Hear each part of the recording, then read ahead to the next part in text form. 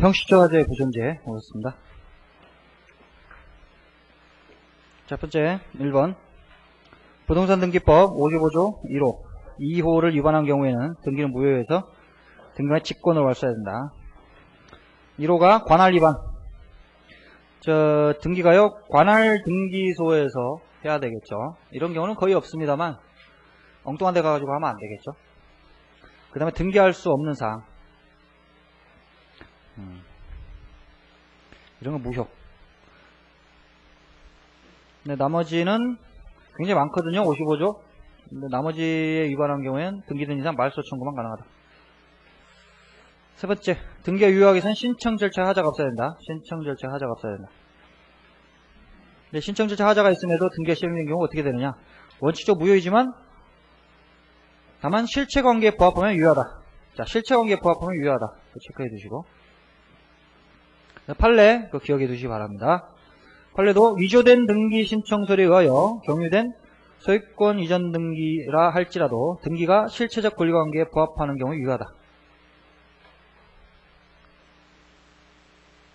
그 다음에 사망자를 등기 의무자로 하여 경유된 등기라도 상속인들의 의사에 따라 이루어진 것이라면 실체상 권리관계에 합치하는 유효한 등기다.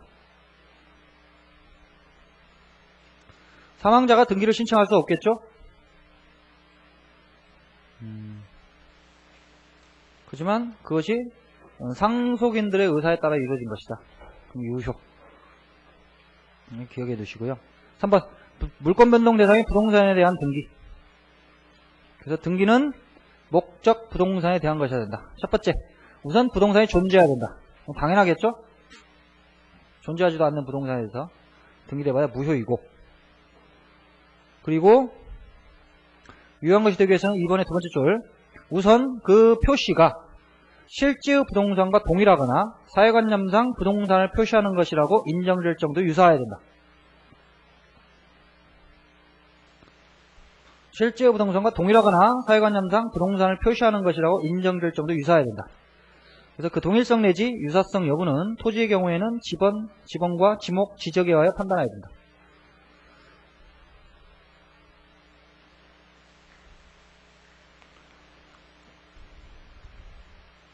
그래서 건물에 대한 등기인데 건물을 엉터리로 표시하거나 토지인데 지번을 엉터리로.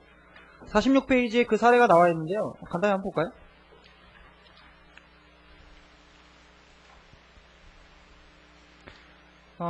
보시면 경정등기라고 있습니다. 경정등기.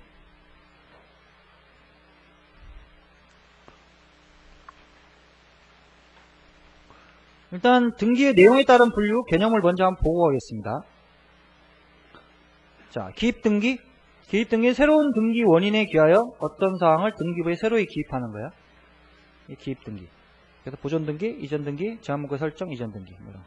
경정등기는 신청인 또는 등기 공무원의 고의 과실에 의해 등기가 잘못 이루어진 경우 이를 시정하기 위한 등기다. 그래서 경정등기가 가능하려면 적어도 경정할 등기가 형식적으로 유효해야 되는데요. 따라서 건물의 실제 지번이 265에 28인 것을 264에 25 보존 등기. 토지의 실제 지번이 독산리 869인 것을 896 이런 거. 잘못 신청했겠죠. 이런 경우에는 유사성이 없다. 이거 보고 어떻게 그 부동산을 표시하는 걸 인식할 수 있겠냐 이거죠. 그래서 이제 무효. 그래서 이런 경우에는 경정등기도 허용되지 않습니다. 그러니까 약간 잘못되고 이런 것은요. 일단 경정등기를 할 수가 있거든요. 그 등기는 일단 유효하고 다만 이제 고치면 됩니다. 그런데 동일성이나 유사성조차 없으면 못해요. 경정등기를. 다만 같은 부동산에 대하여 따로 보존등기가 존재하지 아니하거나 등기 형식상으로 봐 예측할 수 없는 손해를 미칠 우려가 있는 이해관계인이 없는 경우에는 당해 오류 있는 등기의 경정을 허용하여 그 경정된 등기는 유효하다.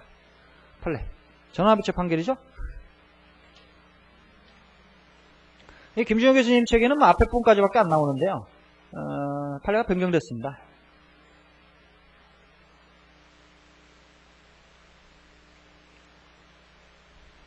이 정도 보시고, 변경등기는 어떤 등기가 행해진 뒤 등기한 사항에 변경이 생겨서 등기의 일부를 변경하는 등기.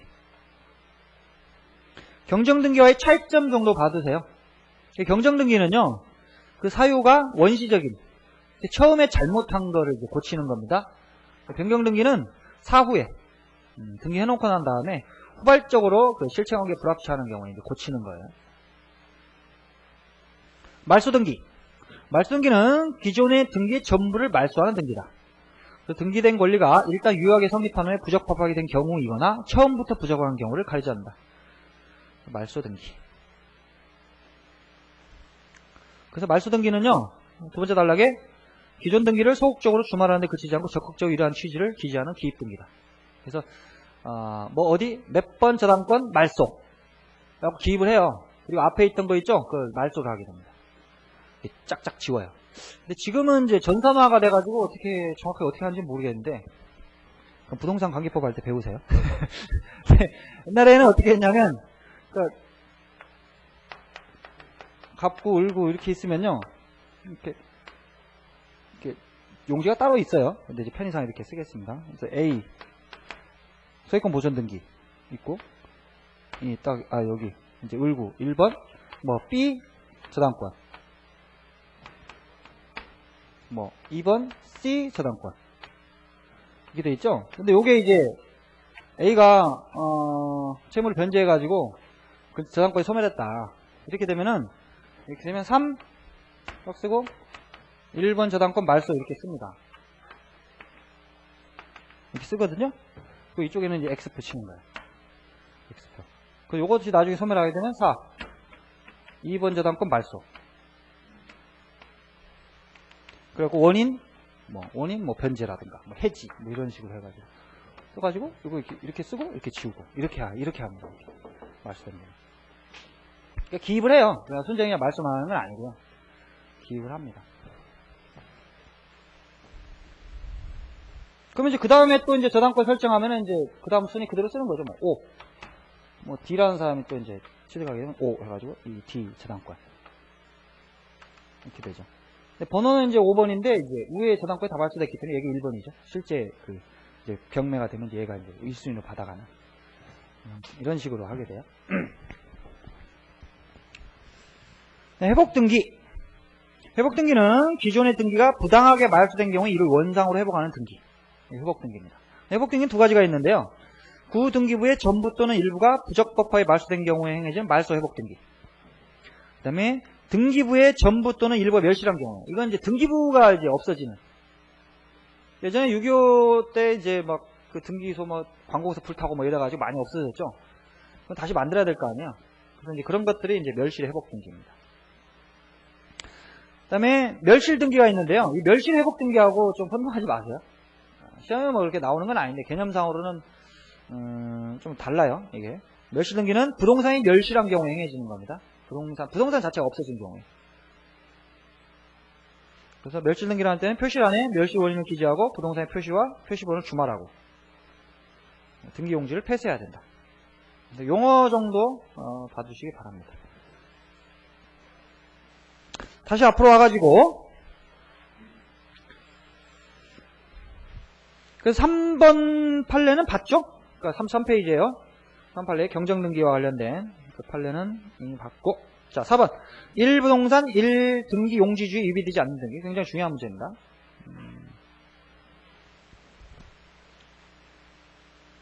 형식적 유효권에서는 뭐 가장 중요한 파트라고 볼 수 있는데요. 자 쟁점 보시면 첫 번째 1번 우리 등기법상 하나의 부동산에 대하여 하나의 등기 용지만을 둔다. 1부동산 1용지주의라고 합니다. 부동산 하나의 등기 용지. 따라서 이미 소유권 보존 등기가 된 부동산에 대하여 다시 등기부를 개설하여 이중으로 소유권 보존 등기를 하는 건 허용되지 않는다. 아니 어떤 부동산에 대해서 이미 등기부가 개설이 되어 있는데 또 동일한 부동산에서 또 등기 신청을 한다. 그러면 각하입니다. 각하.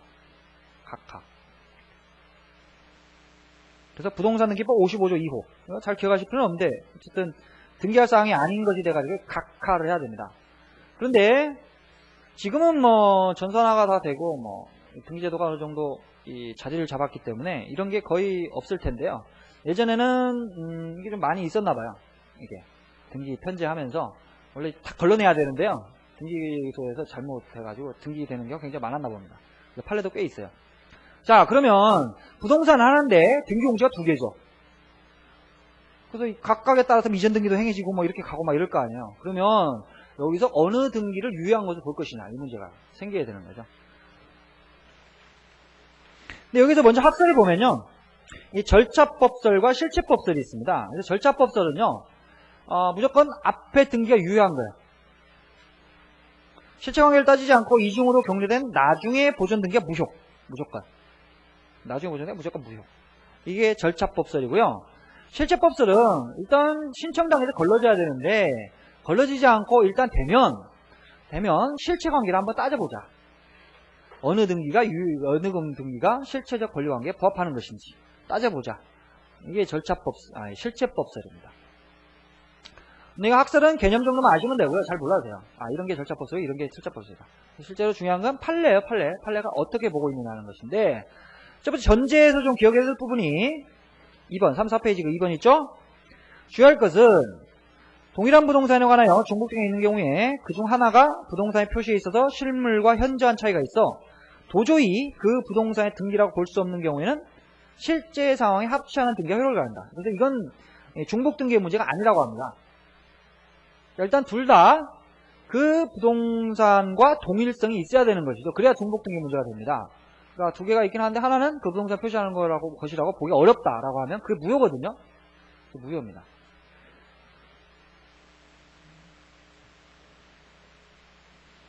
그래서 먼저 한 갑 명의의 소유권 보존 등기가 그 소유 지번이 잘못되고 또 건물 구조에서도 2층인 것이 1층으로 잘못되어 있는 반면 후에 동 건물을 양도받은 의리한 보존 등기가 소재 지번 구성에 있어서 실체와 합치된다면 먼저 한 보존 등기는 동 건물에 대한 보존 등기로서 효력이 없고 후자가 유효하다. 그래서 이게 올해 시험 문제 나왔던 것이죠. 이거 아니구나. 저쪽이다. 저쪽. 죄송합니다. 아니다. 잠깐. 헷갈리는데. 5평? 이건 뒤에 문제네요. 뒤에 문제. 죄송합니다.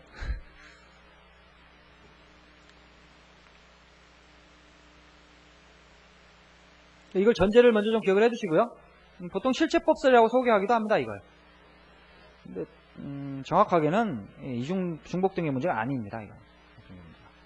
자, 그다음 중복된 판례 다예요. 중복된 보존 등기 명인이 동일인이다. 그러니까 똑같은 사람이 이제 등기가 두 개가 돼 있어요. 이런 경우에는 절차법설에 따르는 게 판례 입장입니다. 절차법설. 그래서 동일 부동산에 관하여 동일인 명의로 중복 보존 등기가 경로된 경우 부동산 등기법이 1부동산 1용지주를 채택하고 있는 이상 뒤에 경로되는 게 무효. 단서가 없죠? 뒤에 경로된 등기 무효. 그래서 이 무효인 등기에 터잡아 타인 명의로 소유권 있는 등기가 경로됐다 하더라도 실체관계에 부합하는 여부에 가릴 것 없이 이 등기 역시 무효. 그러니까 보존 등기가 맨 처음에 등기부를 개설하는 그 등기인데요. 그게 무효니까 그에 딸려 있는 모든 등기가 다 무효인 거예요. 그에 딸려 있는. 근데 명의인이 동일인이 아니다. 중복된 보존 등기 명의인이 동일인이 아니다. 이런 경우에는 판시가 조금 다릅니다. 그래서 동일 부동산에 관하여 등기 명의를 달리하여 중복된 소유권 보존 등기 경로된 경우에는 먼저 이루어진 소유권 보존 등기가 원인 무효가 되지 아니하는 한, 이거 기억해주세요. 이거 체크해주세요. 먼저 이루어진 소유권 보존 등기가 원인 무효가 되지 아니하는 한 뒤에 된 소유권 보존 등기는 비록 그 부동산의 매수인에 의해 이루어진 경우에도 1부동산 1용지주를 채택하고 있는 부동산 등기법 아래서는 무효. 그래서 앞에 순수한 절차법설하고는 조금 다릅니다. 이게 절차법설에 따르게 되면 뒤에 된 보존 등기가 무조건 무효거든요. 그런데 지금 판례 여기서는 명의인이 동일인이 아닌 경우에는 앞에 단서가 하나 있습니다. 먼저 이루어진 소유권 보존 등기가 원인 무효가 아닌 한이에요. 그래서 앞에 이루어진 소유권 보존 등기가 원인 무효다라고 하면 나중에 경로된 소유권 보존 등기가 유효해질 수 있습니다. 이 판시 좀 정확하게 좀 기억을 해두세요. 이게 김준혁 선생님 책에 보면 뭐 맨 처음에 판례가 절차법소를 취했다가 그 다음에 실체법소를 옮겼다가 현재는 절차법소를 옮겼다 이렇게 쓰고 있거든요. 틀렸습니다. 그 책에. 절차법설이 아닙니다. 이거. 물론 절차법설에 가까운 것이지만 순수한 절차법설은 아니에요. 굉장히 중요한 판시인데 한 줄로 딸랑 끌려나가지고. 그래서 사례를 한번 들어보죠.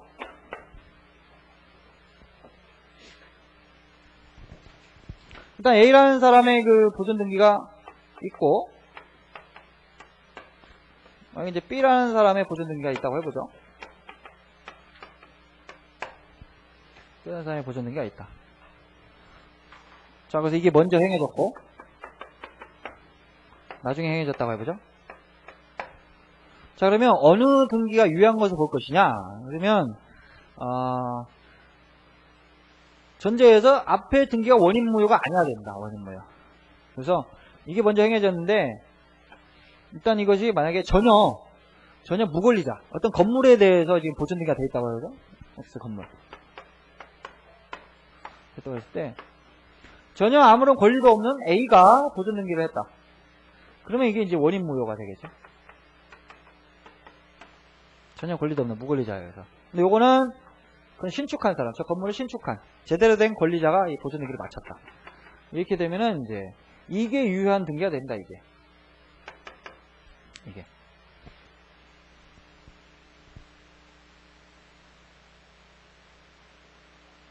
그래서 여기에서 이제 원인 무효에 따라서 쭉 경로된 뭐 이전 등기 뭐 이런 것들 싸그리 다 무효. 이 등기만 유효하게 됩니다. 자, 또 하나 사례. 자, A 보존 등기가 있어요. 그래서 이게 원인 무효가 아닙니다. 그래서 원래 이제 제대로 된 권리자가 보존 등기를 했어요. 근데 이걸 B한테 팔아요. 매매 계약을 체결했고요. B가 그러면 이 사람이 소유권 취득하려면 어떻게 해야 돼요? 이전 등기를 해야 되겠죠? 186조에 따라서 이전 등기를 해야지 소유권을 취득하게 됩니다.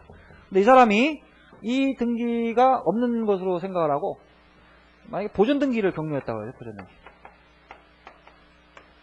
그래서 그럼 이제 두 개의 지금 보존 등기가 나타나게 됐죠. 그 A가 한번 보니까 이전 등기가 된 줄 알았는데 그대로 남아있네. 그래서 그걸 기화로 해서 뭐 싫어하는 놈한테 팔아가지고 이전 등기를 했다고 해요. 자, 과연 이 상태에서 그러면 누가 소유권을 취득하는 것이냐, 이 문제. 그러면은 이 사람이 만약에 이 보존 등기가 유효하다면 이 사람이 소유권을 취득해버리죠. 소유권 취득해버립니다. 이 사람은 무권리자. 그러니까 무권리자 처분행위 무효니까 이 사람이 소유권 취득할 수 없겠죠. 이렇게 됩니다. 그래서 요게 이제 유효냐 무효냐가 이제 중요한 문제가 되는데 우리 판례 입장에 따르면 앞에 행해진 보존 등기가 원인 무효가 아닌 한 뒤에 등기가 무효죠? 뒤에 등기가. 그러니까 여기가 권리자가 됐다면 이게 이제 유효한 등기예요.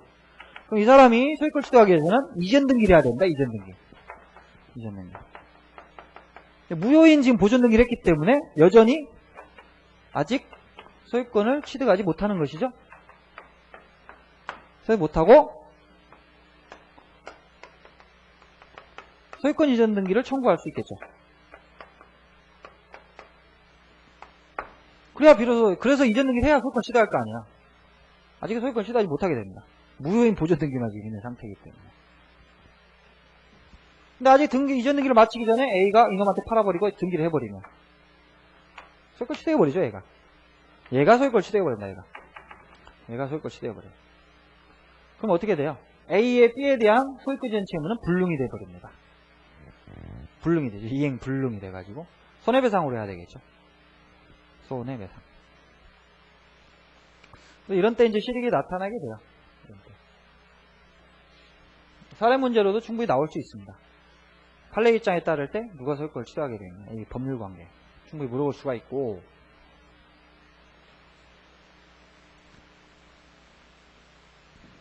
나중에 뒤에서 이제 공부를,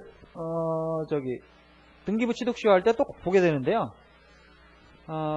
부동산의 소유자로 등기된 자가 10년간 소유여사로 점유를 하게 되면 소유권을 취득하게 되는 조문이 있죠. 245조 2항.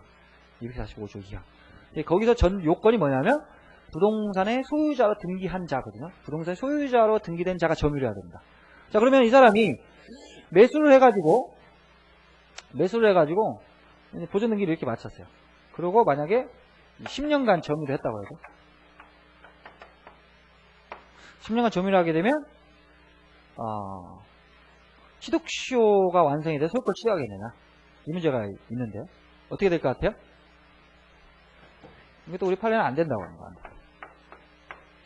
소유자로 등기된 자에서 그 등기는 최소한 1부동산 1용지주에 위배되지 않는 등기가 된다고 합니다. 1부동산 1용지주에 위배되지 않는 등기가 된다. 그래서 등기부 취득시효에서 소유권을 취득할 수 없습니다. 이 사람.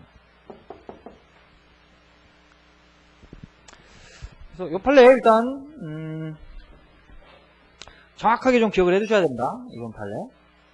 그 다음에 취득시효 판례 먼저 보면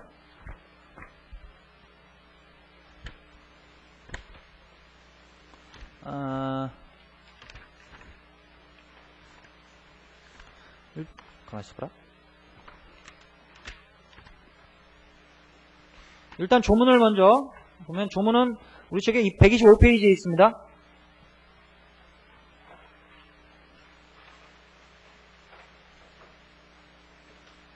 (125페이지에) 보시면요, 245조가 있죠. 245조 1항은 점유취득시효고요, 2항은 등기부취득시효입니다. 그래서 2항의 등기부취득시효를 보면 부동산의 소유자로 등기한 자가, 그죠? 부동산의 소유자로 등기한 자가 10년간 소유사로 평온 공연하게 선의이며 과실 없이 그 부동산을 점유한 때는 소유권을 취득한다. 이게 돼 있어요. 근데 이와 관련해하고 판례가, 중요한 판례가 131페이지.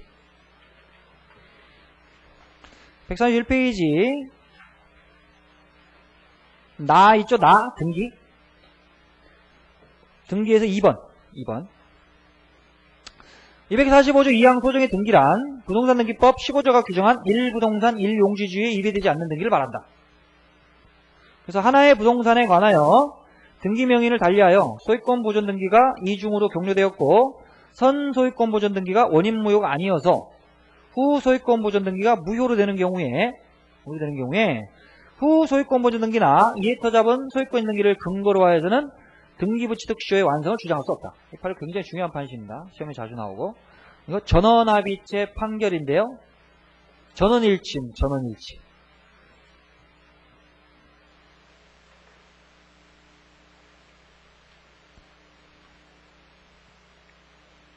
요거하고 같이 좀 기억을 해두세요.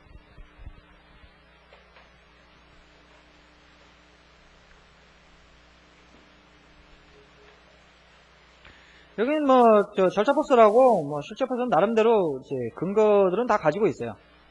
학설은 실체법설 취하시는 분도 굉장히 많이 있는데, 실무상으로 보면은 이제 절차법설이 훨씬 좀 타당해 보입니다. 그 다음에 이제 첫 번째 원인은, 추정력 문제가 있거든요. 추정력. 뒤에 이제 등기효력에서 이제 추정력을 중요하게 공부를 하게 될 텐데요. 일단 등기가 되면 그 등기된 대로의 권리관계가 존재하는 것으로 추정이 됩니다. 근데 그걸 부정하려고 하면은 그걸 부정하려는 자가 그걸 주장 입증을 해야 되거든요. 그래서 그 사람이 입증을 못하면 그냥 등기된 대로의 권리관계가 있는 것으로 인정이 돼요. 근데 그러면 보존등기 같은 경우에도 일단 보존등기가 하나 먼저 생기게 되면 그 사람은 어쨌든 이 소유권자로 추정이 되는 효력이 생기게 됩니다. 추정이 있어요. 그래서 그 사람의 소유권을 부정하려면 부정하려고 하는 자가 주장 입증을 해야 됩니다. 부정하는 자가. 그런데 이중으로 보존등기가 격려됐다. 자, 여기서 실체법설에 따르게 되면 굉장히 복잡한 문제가 생기게 돼요.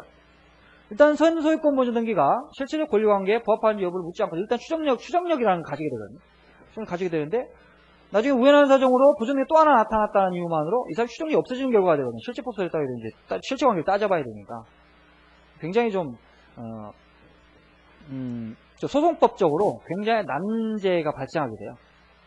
실체법설에 실체법설에 따르게 되면 추정력 문제가 있어가지고.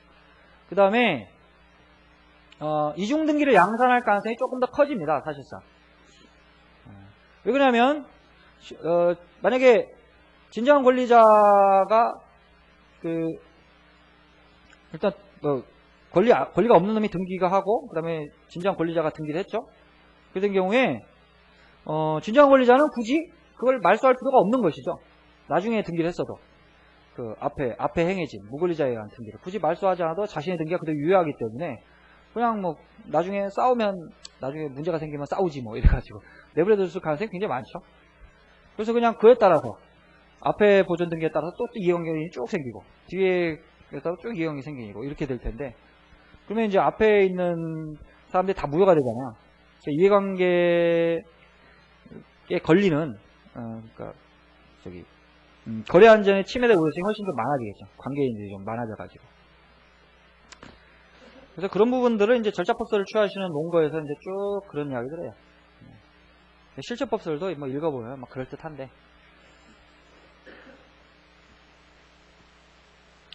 어쨌든 이 판시를 다 정확하게 좀 기억을 해 두십시오. 굉장히 중요한 문제입니다.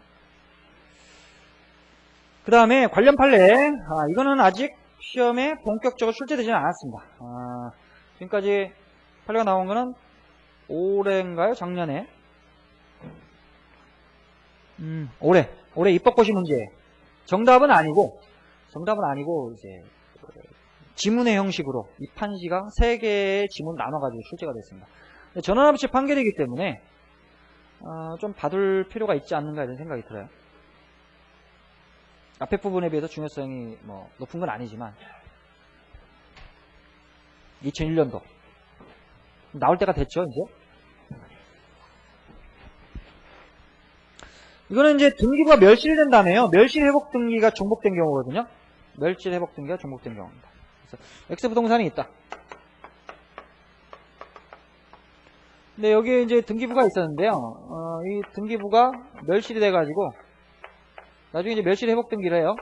근데 멸실회복 등기가 이제 2개가 격려된 거죠. 그래서 예를 들어서 A라고 하는 사람의 소유권인 등기가 회복이 됐고요. 먼저. 근데 B라고 하는 사람이 또 나중에 또 된 거예요. 또. 자, 그러면 2개의 멸실회복 등기가 있을 때 이걸 어느 등기를 유효한 것을 볼 것이냐, 어느 등기가 유효한 것을 볼 것이냐. 그러면 중복보존 등기의 법리에 따르게 되면 그냥 앞에 행해진 등기가 원인 무효가 아닌 한 뒤에 등기가 무효 이렇게 처리하면 이제 간명하겠죠. 별개 의견은 그렇게 처리를 하고 있습니다. 중복된 소유권 보존 등기하고 똑같이 처리해요. 똑같이. 그래서 요게 먼저 행해졌고 요게 나중에 행해졌으니까 요것이 원인 무효가 아닌 한 요것이 무효 이렇게 간명하게 처리하거든요. 근데 다수 의견은 쌀뜨기 없이 나눠서 검토한다. 결론은 똑같거든요. 결론은 똑같은데 쌀뜨기 없이 나눠가지고 검토해요. 가지고 자 역사를 쫓아가 보자. 역사를. 멸실회복 등기가 됐으니까 앞에 아버지들을 쭉쭉쭉쭉쭉 한번 이렇게 쭉쭉쭉쭉 한번 올라가 보자. 올라가 보자. 그럼 보존 등기가 나올 거 아니에요? 그래서 이거는 이제 각 보존 등기. 각 보존 등기에 터잡아서 이게 나온 것이고, 요거는 을 명의의 보존 등기에 터잡아서 나왔다. 예를 들어서 이게 첫 번째. 이게 됐을 때. 자, 그러면 어느 등기를 유효한 것으로 볼 것이냐? 이 경우에는 보존 등기의 선우에 따라서 결정합니다. 보존 등기의 선우에 따라서 결정해야 된다고 합니다. 보존 등기. 그래서 멸실회복 등기는 이게 먼저 됐다고 하더라도, 멸실회복 등기는 이게 먼저 됐다 하더라도 보존 등기를 쫓아가 보니까 요것이 먼저 된 것이더라. 그러면 요 등기에 터잡아서 나왔던 요 등기가 유효한 것으로 처리를 합니다. 근데 역사를 쭉 쫓아가 보니까 하나의 보존 등기라고 해보죠. 하나의 보존 등기.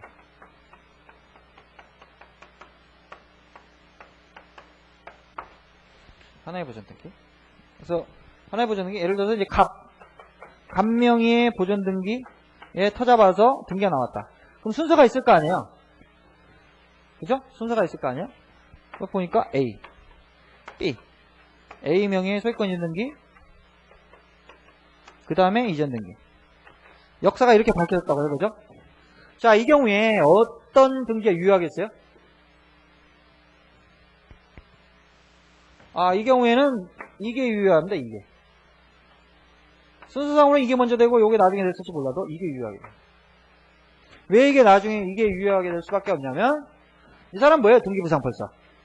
소유권 상실했죠? 소유권 이 사람한테 넘어갔잖아요. 그 등기부가 멸실되었을 때 회복 등기를 할 사람은 현재의 소유자가 해야 되지 않겠어요? 아닌가요? 현재의 소유자가 해야 되지 않겠어요? 얘가 할 건 아닙니다. 얘가 할 거는. 요건 잘못 등재된 거예요. 잘못. 요게 먼저 됐다도 요게 무효고 요게 유효합니다. 요게 유효. B가 유효. 그 다음에 마지막으로 불명. 잘 모르겠네. 응? 이게 중복된 보존등기에 기한 것인지 아니면 하나의 보존등기에 기한 것인지. 중복등기이긴 한데 어느 것이 먼저 된 것인지 잘 모르겠다. 불명. 그러면 회복등기 일자 선으로 따진다고 합니다.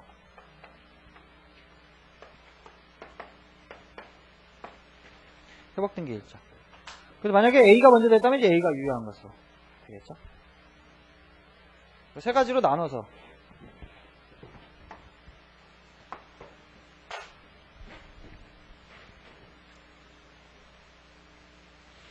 판시 한번 읽어보죠. 자, 동일 부동산에 관하여 중복된 소유권 보존등기의 토자바 등기명인을 달리하는 각 소유권 이등기가 경로된 경우에 등기 효력은 소유권 이등기의 선후에 의하여 판단할 것이 아니고 각 소유권 이등기의 바탕이 된 소유권 보존등기의 선후. 소유권 보존등기의 선후. 그래서 그 이전 등기가 멸실회복으로 인한 이전 등기라고 달리 볼 건 아니다. 한편 동일 부동산에 관하여 하나의 소유권 보존등기가 경로된 후에 이를 바탕으로 순차로 소유권 등기가 경로되었다가 각 회복 등기가 중복하여 이루어진 경우 이때는 중복 등기의 문제는 생겨나지 않고 멸실 전 먼저 된 소유권 등기가 잘못 회복 등기된 것이므로 그 회복 등기 때문에 나중된 소유권 등기의 회복 등기가 무효로 되는 건 아니하는 것이지만 해독이 잘 안 되죠? 이거 뭐 바로 해독하는 사람 그 사람이 좀 이상한가요? 이 국어가 아주 좀 도대체 글 좀 똑바로 좀 쓰지. 그 말입니다, 그 말. 이게 잘못된 게 됐다는 거예요. 요게 먼저 회복등기가 됐어도 요거 잘못됐다는 거예요, 요게. 요것 때문에 먼저 된 요것 때문에 요게 나중에 회복등기가 된 요게 무효가 되지는 않는다는 뜻이에요. 아시겠죠? 이것도 질문들 좀 많이 하시더라고요. 해독이 안 돼가지고 아무리 읽어봐도 도대체 뭐가 유효하다는 것이냐. 자, 그 다음에 동일 부동산에 관하여 등기 명인을 달리하여 멸실회복에 의한 각 소유권 등기가 중복 등재되고 각 바탕이 된 소유권 등기가 동일 등기인지 중복 등기인지. 중복 등기라면 각 소유권 등기가 언제 이루어졌는지 불명인 경우에는 맨 밑에 줄 각 회복등기 상호간에는 회복등기 일자 선후 기준.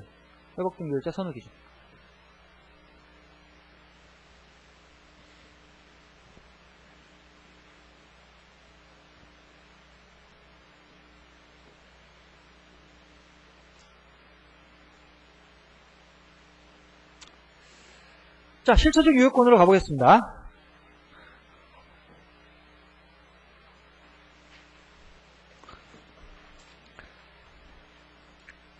자, 법률 행위로 인한 물권 변동은 물권적 합의와 등기를 필요로 한다.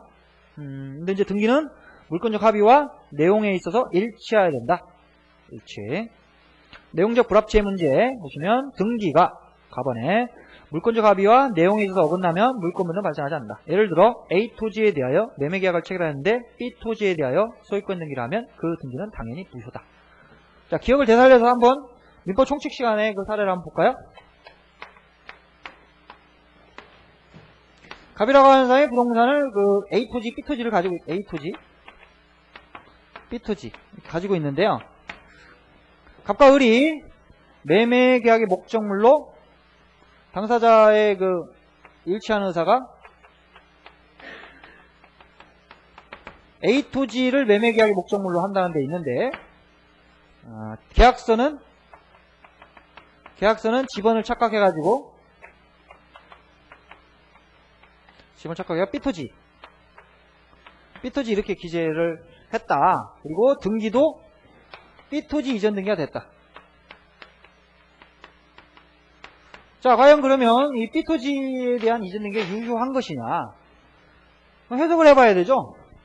원인이 있어야 되는데, 자, 해석을 딱 해보니까, 당사자들이 계약서에는 이렇게 썼지만, 실제로 이 사람들은 매매계약 목적물로 A토지를 한다는 일치하고 있죠?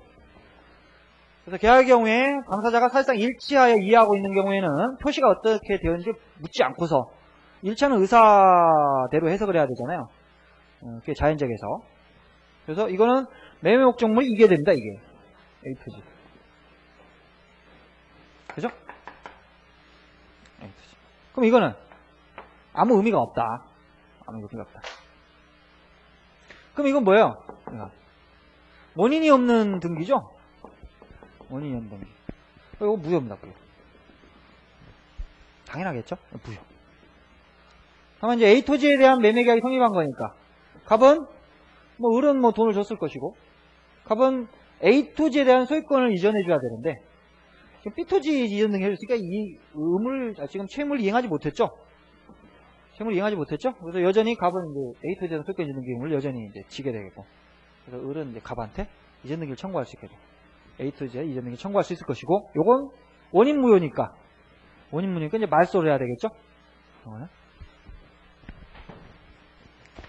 자, 부분적 불일치 문제 보겠습니다. 등기된 양이 물권적 합의 양보다 큰 경우 물권적 합의 한도에서 효력이 있다. 등기 양이 물권적 합의 양보다 작은 경우 137조 1부 무효의 법리에 의해야 된다. 통설. 그래서 등기된 만약에 이제 저당권 등기를 하는데요. 등기된 게 저당권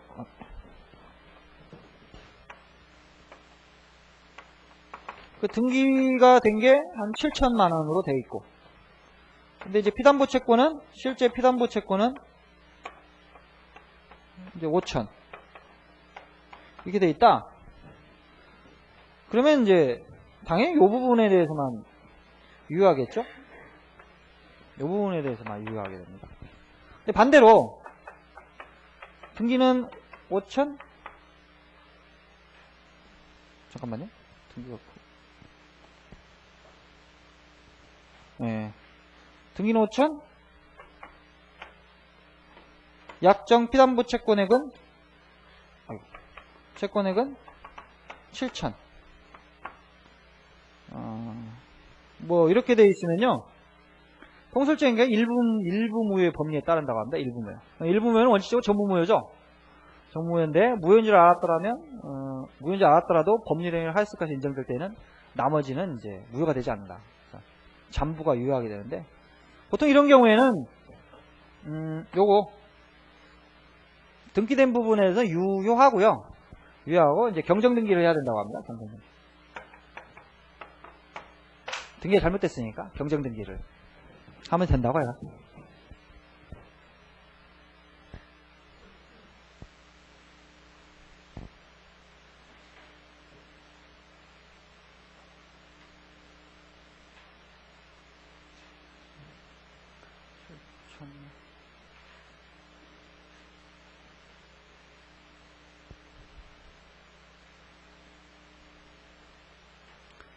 자, 그 다음 판례. 첫 번째 판례는 좀 기억을 해두시죠. 자, 공동상속된 부동산에 대하여 공동상속인 한 사람이 불법으로 단독명의로 소유권 등기를 경유했다.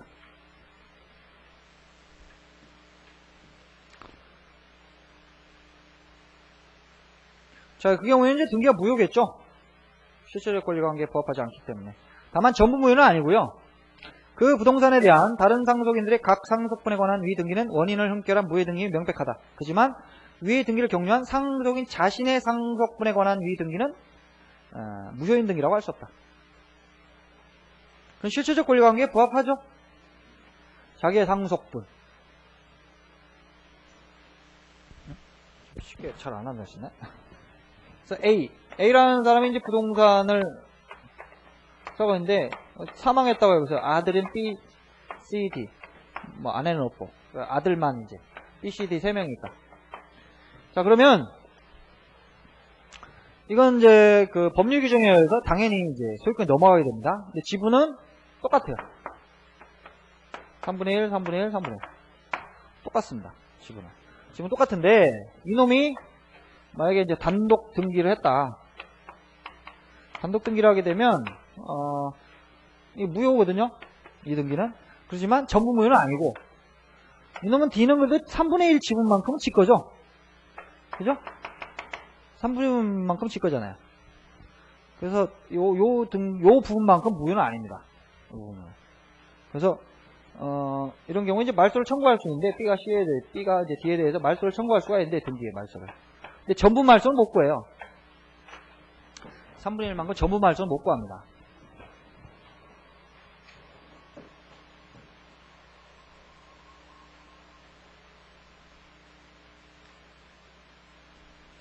두 번째 판례는 그냥 읽어보시고.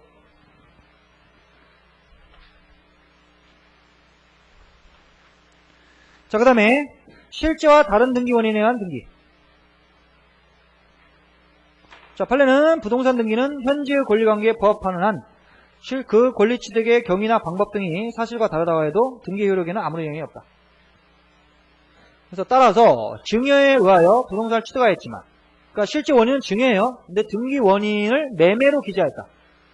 그래도 아무런 문제가 없습니다. 어차피 증여든지 매매든지 그 권리를 이전하기로 하는 데에는 똑같기 때문에요. 그래서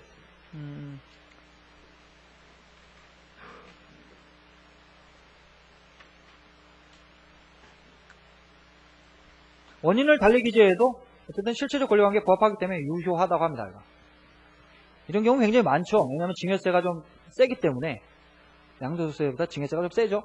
실제로는 이제 증여인데 이제 매매라고 쓰는 경우가 굉장히 많습니다. 근데 유효하다.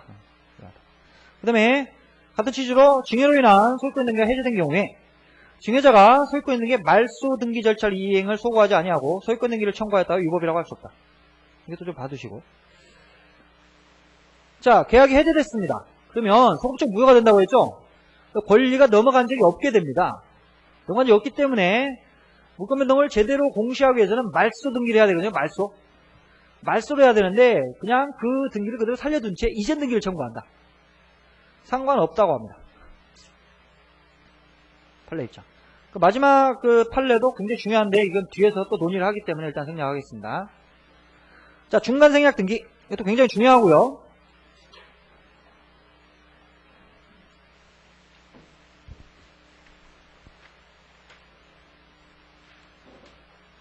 이거는 지금 학설 판례 이렇게 나왔는데 사실은 판례만 정확하게 아셔도 됩니다. 자, 중간생략 등기가 뭐냐? 일단 의의부터 보죠. 중간생략 등기는 부동산 물건이 최초의 양도인으로부터 중간취득자를 거쳐 최후의 양수인에게 전전 이전되어야 할 경우에 중간취득자의 등기를 생략해서 직접 최후의 양수인에게 등기하는 것을 말한다.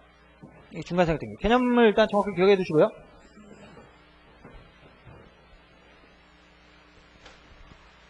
자, 그러니까 A에 속하는 부동산이 있는데요. 이거 B한테 팔아요. 근데 또 B가 또 C한테 또 판다. 이랬을 때 제대로 이제 등기를 하자면요. 이 사람한테 이전 등기하고 이전 등기 해야 되겠죠? 이전 등기하고 이전 등기 해야 될 겁니다. 그런데 이 사람을 중간에 쏙 빼고 곧바로 이 사람한테 등기하는 거. 이게 이제 중간생략 등기죠. 중간생략 등기 하는 이유는 주로 이제 세금 포탈 목적으로 행해지는 것이죠. 세금 포탈. 네, 이거 중간에 이렇게 딱 등기가 나타나고 이러면 이제 세금을 떼게 되잖아요. 양도소득세 이런 것도, 등록세. 등기하려면 또 등록, 인지 뭐 사고 막 이래야 되잖아요. 그다음에 뭐 채권, 국채 이런 것도 사야 되고. 우리나라 뭐 하려면 돈이 많이 들어요. 그러니까 이제 그런 것들을 이제 포탈해 보고자 이렇게 중간에 빠져서 이렇게 곧바로 옮기는. 이게 중간생략 등기입니다. 그래서 거래계에서 굉장히 많고요, 이게. 근데 중간생략 등기에서 나타나는 문제는 첫 번째가 이미 격려된 중간생략 등기, 이미 행해진 중간생략 등기의 효력 문제하고요. 두 번째, 중간생략들이 청구 문제가 있습니다.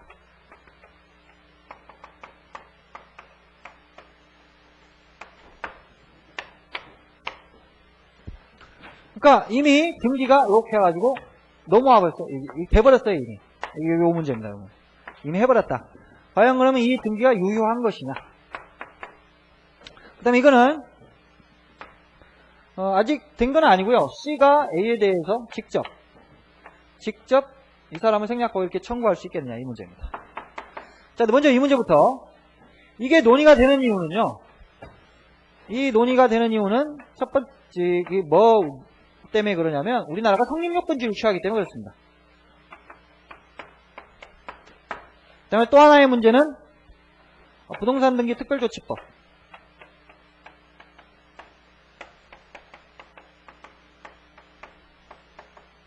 이거 먼저 보죠.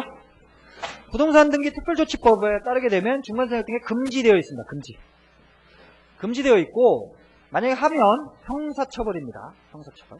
아마 벌금이 1억 원 이하인가? 1억 원 이하, 3년 이하의 징역 또는 1억 원 이하의 벌금인가? 그렇게 되어 있습니다. 중간생략 등이. 금지되어 있어요. 중간생략 등이. 법이 금지해놨습니다. 행위를. 딱 금지해놨어요. 근데 했어요. 어떻게 할 거냐? 총시 시간에 한번 떠올려보죠. 일단 행정상의 목적을 위해서 어떤 행위를 금지했을 때, 그 위반한 약정이 유효한 것이냐, 아니면 그 위반한 약정을 유도로 유효한 것이냐. 그 법규의 성질에 따라 달라진다고 했죠. 그런 경우에 그 약정 효력을 부인해버리면 효력 규정이 있고, 법이 정하고 있는 처벌, 불이익 이런 걸 받는 것은 변론으로 하고, 약정 자체 효력은 인정하는 단속 규정을 나눈다고 했죠. 여기에 대해서는 그 통설과 판례 입장에 단속 규정으로 다 해석하고 있습니다.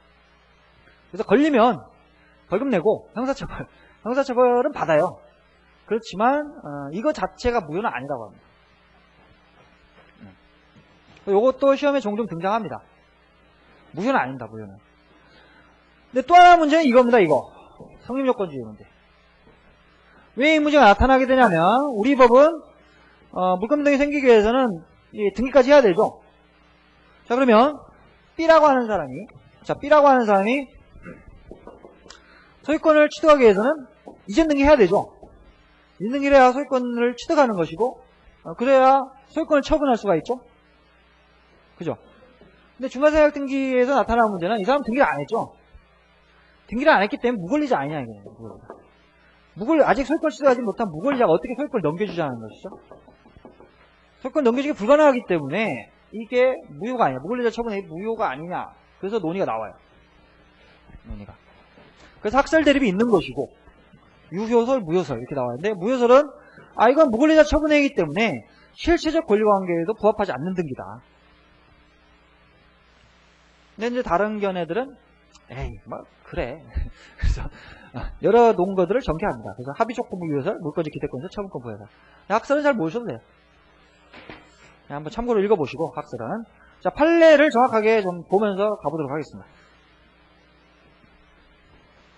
중간생략 등기가 지금 99년도에 나왔고, 작년에 나왔었습니다. 순전히 다 판례가 나왔어요. 판례를 좀 잘 기억해 두십시오. 첫 번째, 이미 중간생략이 경유되어 버린 경우에 있어서는 관계 당사자, 계약 당사자 사이에 양도 계약이 적법하게 성립되어 이행된 이상, 적법하게 성립돼 이행된 이상 여기 체크해 두시고, 이상 중간생략 등기에 관한 합의가 없었다는 이유만으로 등기를 무효라고 할 수 없다.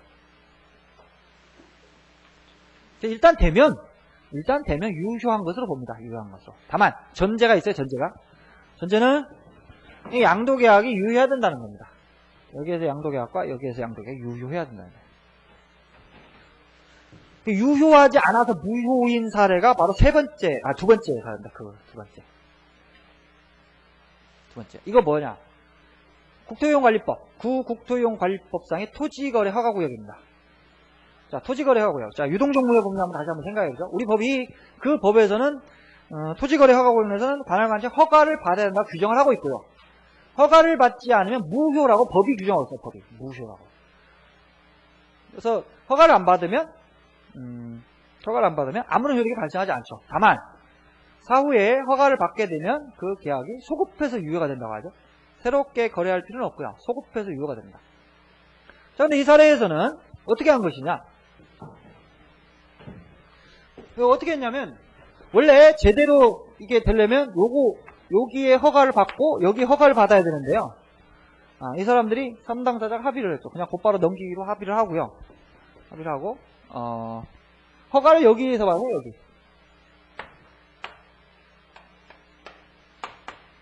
A와 C 간에 매매 계약이 체결된 것처럼. 그러니까 중간생략 중간에 얘를 생략하고 등기하기로 약정을 하고요. 약정을 하고, A, C 간에 거래가 있는 것처럼 해가지고 허가를 받았습니다. 이게 유효하겠냐? 근데 유효하지 않다고 봤습니다. 왜? 전제가 뭐냐면 일단 여기 제대로 되려면요. 원인관계가 적법히 성립해서 이행돼야 된다고 했죠? 근데 여기 허가가 없죠? 그죠? B씨 간의 거래계약에 허가가 없고 AP 간에 허가가 없죠? 무효예요. 원인관계가. 원인관계가 무효입니다. 무효이기 때문에 이게 유효해질 수가 없습니다. 그러면 A씨 간에 허가가 있으니까 그럼 유효해질 수 않겠느냐 이런 주장을 해봤거든요. A씨 간에 거래가 A씨 간에 허가가 있으니까 유효해질 수 않겠느냐 이렇게 주장을 해봤는데요. 허가는요 어떤 새로운 행위를 창설하거나 이런 건 아니에요.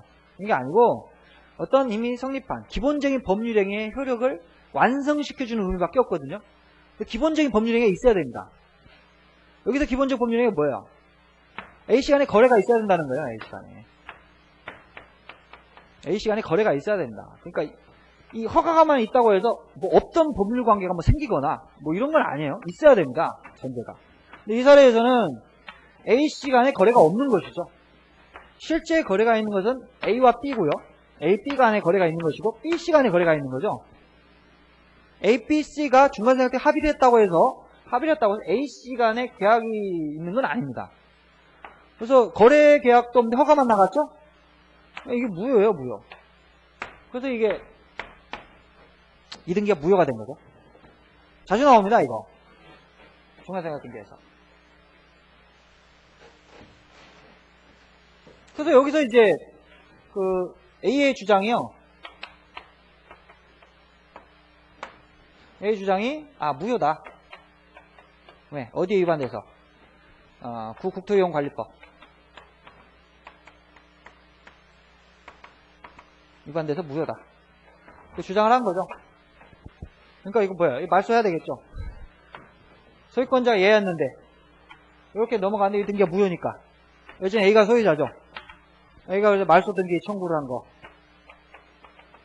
이렇게 말소 등기 청구하는 거. 일단 기본적으로 인용이 되는 이런 사례가 되겠습니다. 무효이기 때문에. 근데 한 가지 더. B가 마지막으로 발버둥을 쳐봤는데요. B가 더 이상 버틸 게 없죠?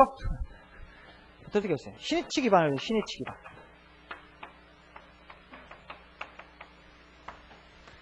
신의치 기반. 자, A라고 하는 놈은 이 자식 돈도 다 받고 합의를 했죠? 중간생략 등기 하기로 합의를 했고 돈도 다 받았어요. 그리고 이제 와서 이걸 무효로 주장한다. 선행행위와 모순되는 거동이다. 신의치 기반 주장. 어떻게 돼요? 안 받아주는 거죠. 안 받아줬습니다. 왜 안 받아주냐면 우리 판례법률에서요. 신의칙에서 강행규정에 위배된 행위를 한 자가 그 스스로 무효를 주장하는 건 신의칙 반하지 않는다고 하고 있습니다. 확고한 판례법률. 강행법규에 위반된 행위를 한 자가 그 무효를 주장하는 것, 그건 신의칙 반하지 않는다고 합니다. 이거 왜 그러냐면 강행법규 입법 취지 때문에 그래요. 입법 취지 때문에. 자, 이 국토이용관리법의 입법 취지를 한번 생각해 보세요. 이거는 투기를 막기 위한 것이고요. 그래서 허가를 통해서 제대로 된 이 양수인이 그 토지를 취득하도록 이렇게 한다는데 목적이 있는 거잖아요. 그래서 허가 없이는 못 넘어가도록 여기 입법 취지가 있습니다. 자, 그런데 여기서 지금 보면 허가 없이 넘어갔죠. 실제로 보면 허가 없이 넘어갔습니다. 허가 없이 넘어갔어요. 근데 여기에 대해서 이 주장, 이 말소 등기 청구하는 것이 이 신의 측에 반해서 무효라고 하는 주장을 안 받아주면 결국 허가가 제대로 안 나갔는데도 넘어가 버리는 결과가 되잖아요. 그래서 입법 취지상 이건 신의 측에 반하지 않는다고 합니다. 그 신의 측까지 같이 좀 기억을 해두세요. 신의 측까지.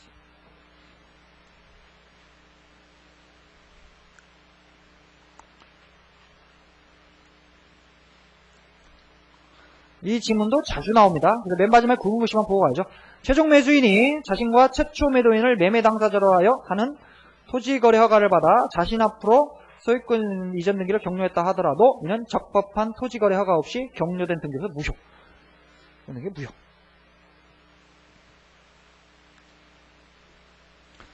자, 세 번째는 파생 유형인데요. 전형적인 중간생 등기는 아니고 이제 파생 유형이라고 할 수 있는데,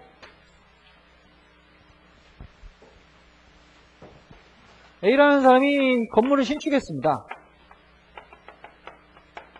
건물 신축했고 이제 B한테 팔아요.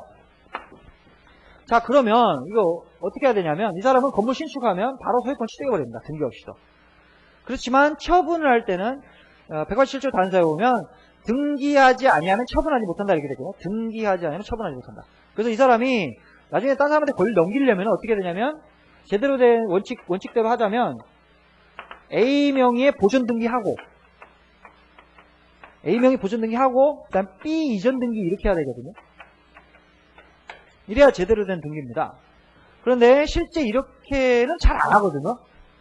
실제 거래에서는 다 어떻게 하냐면 건축업자가 건축하고요. 그냥 팔아버려요.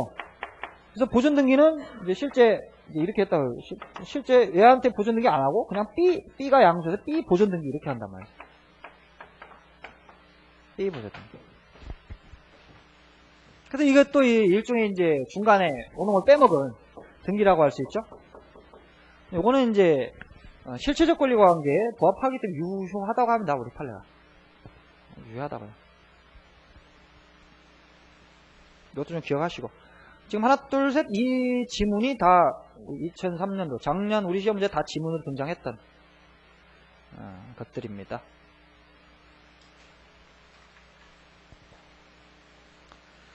그 다음에 최후 양수인의 최초 양조인에 대한 중간생각 등기 청구.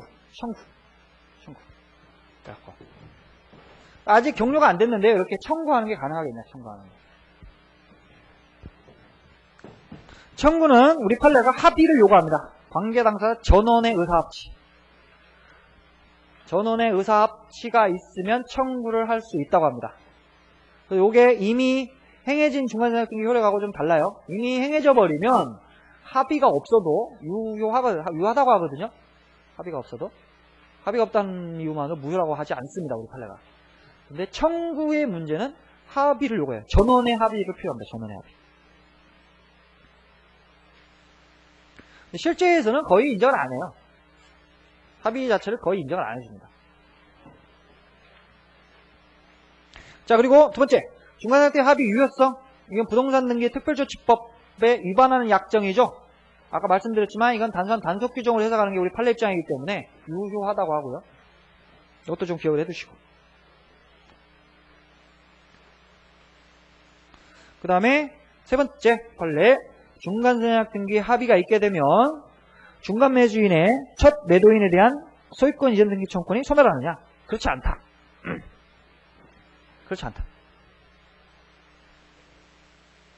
결론만 기억해 주셔도 상관없겠습니다. 소멸할 리가 없겠죠. 매매계약이 없어집니까? 소멸할 리가 없습니다.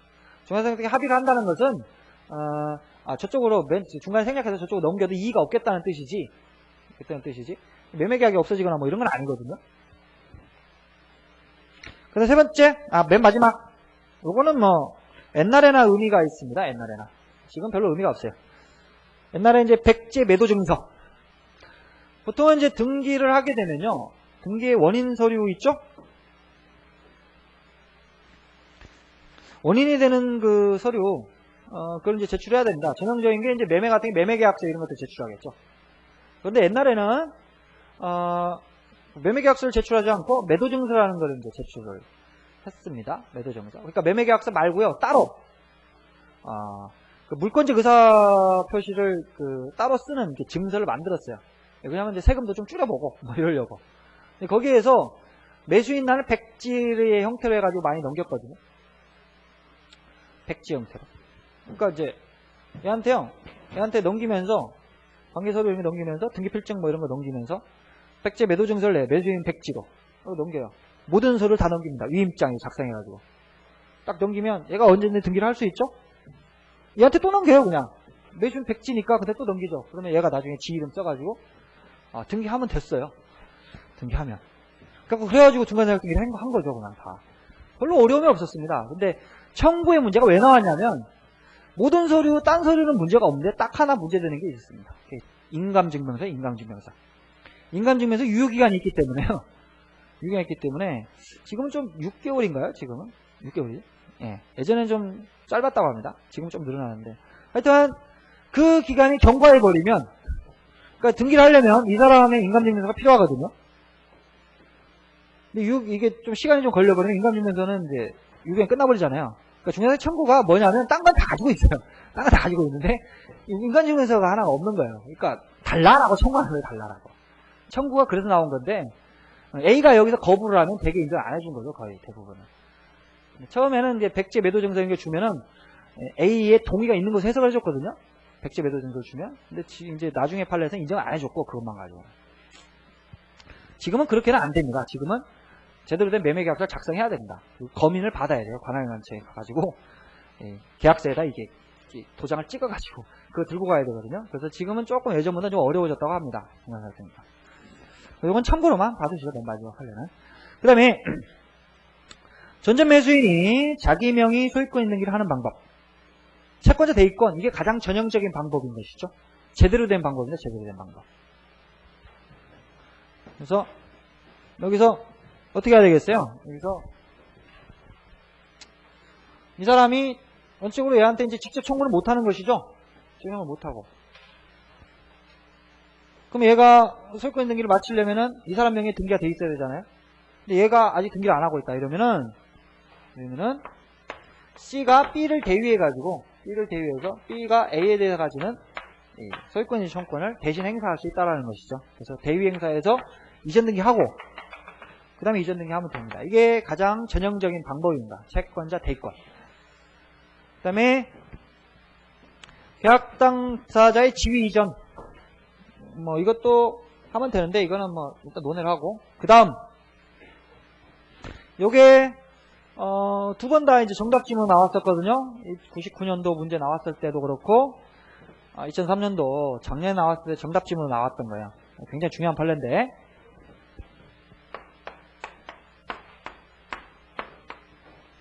자, A와 B 간에 이제 매매계약을 체결했습니다. 부동산 소유자는 이 사람이고, 이 사람의 소유권을 이전하기로 하는 매매계약을 체결했습니다. 자, 그러면 B는 A에 대해서 소유권 이전 등기 청구권을 가지게 되죠. 매매계약에 의해서.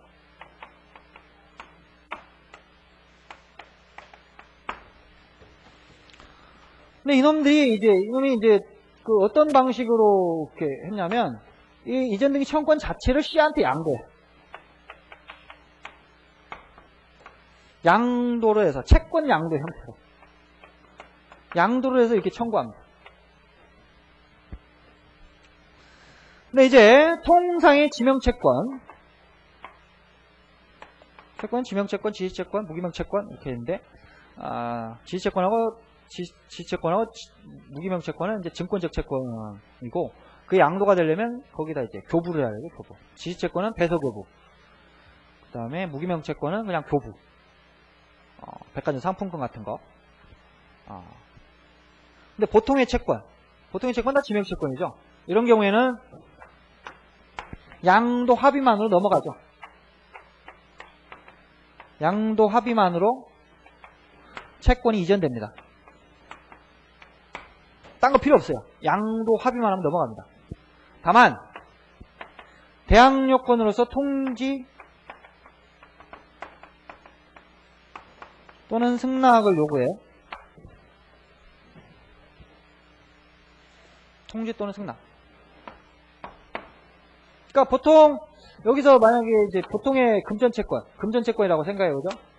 B가 A에 대해 1000만 원의 채권을 가지고 있는데 이걸 C한테 양도하고 싶다? 그러면 양도 합의만 하면 C한테 넘어옵니다.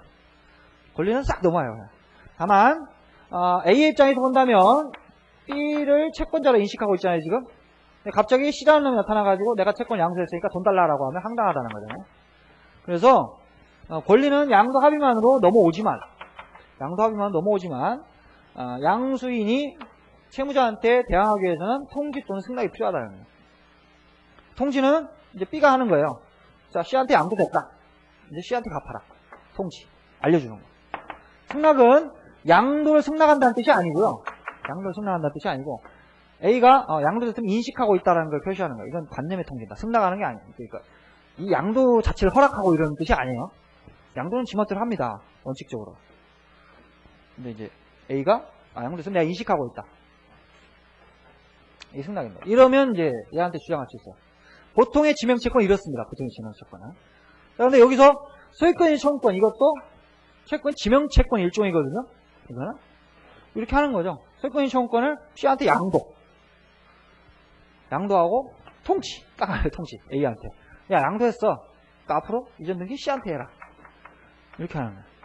그러면 보통의 지명채권 양도의 법리에 따르게 되면 C의 A에 대한 소유권인 청구를 부정할 수가 없습니다. 이게 부정할 수가 없어요. 보통 법리에 따르게 되면. 근데 무슨 문제가 나타나요, 그러면?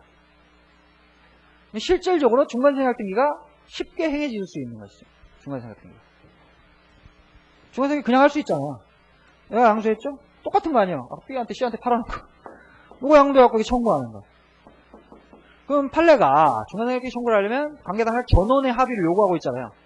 전원의 합의를 요구하고 있는데 이런 채권 양도 형식으로 이렇게 청구를 하는 걸 인정해버리면 판례의 법리가 이제 쓰잘데기 없는 게 되는 거죠. 쓰잘데기 없는 게. 그래서 여기에서 일반 채권 양도의 법리에 대한 제한을 가하고 있습니다. 제한. 그래서 앞에 놓은 거는 쭉 설명을 하는데요. 골무시만 보죠. 매매로 인한 소유권 이전 등기 청구권은 특별한 사정이 없는 이상 권리의 성질상 양도가 제한되고 그 양도에 채무자의 승낙이나 동의를 요한다. 이 승낙은 진짜 양도에도 좋다라는 승낙입니다. 승낙이나 동의를 요한다.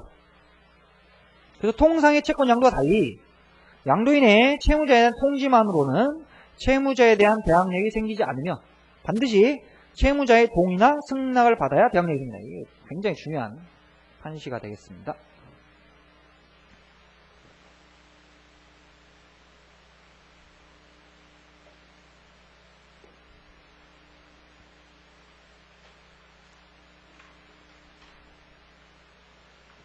그래서 채권 양도를 원인으로 하여 소유권 등기 절차 이행을 청구할 수 있다. 단순하게 이렇게 지문이 나오면 틀린 겁니다. 틀린 거.